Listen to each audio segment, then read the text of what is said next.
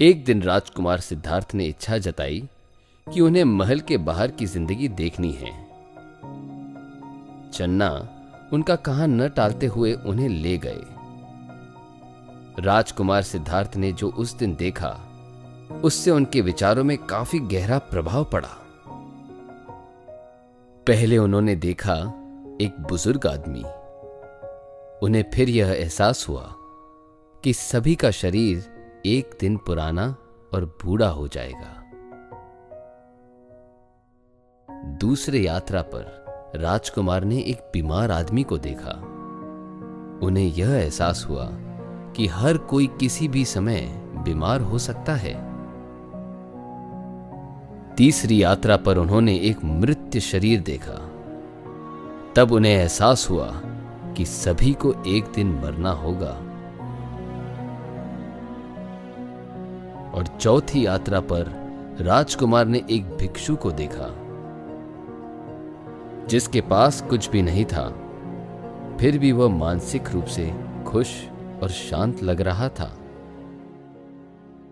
यह 4 दृश्यों को देखने के बाद राजकुमार सिद्धार्थ काफी गहरी सोच में पड़ गए और उन्होंने अचानक एक रात निर्णय लिया कि वो महल की जिंदगी त्याग कर संसार के कई सारे उलझे हुए सवालों का जवाब ढूंढेंगे।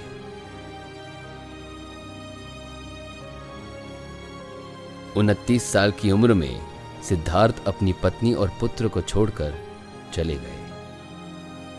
उनकी आत्म परीक्षण की यात्रा शुरू हो गई।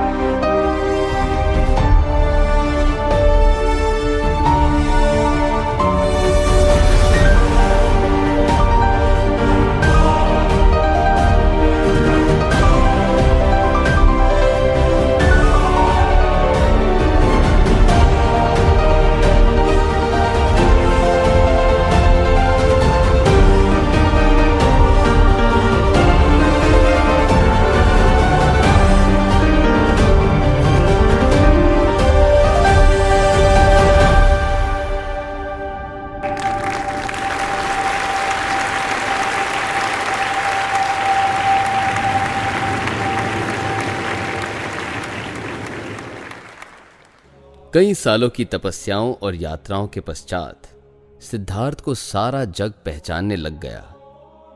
उनका संग बढ़ते गया, पर सिद्धार्थ अभी भी प्रबोधन की तलाश में थे और उनके ध्यान करते वक्त उनकी सबसे कठिन परीक्षा थी मानसिक दानव मारा से जीतने की। मारा लोभ और अभिलाष का एक हानिकारक रूप था। बुद्ध को राक्षस मारा उत्साह रहा था। मारा ने अपनी दानव सेना और कामुक दासियों से सिद्धार्थ की तपस्या भंग करने की पूरी कोशिश की, लेकिन सिद्धार्थ ने पृथ्वी के स्पर्श से मारा को भस्म कर दिया।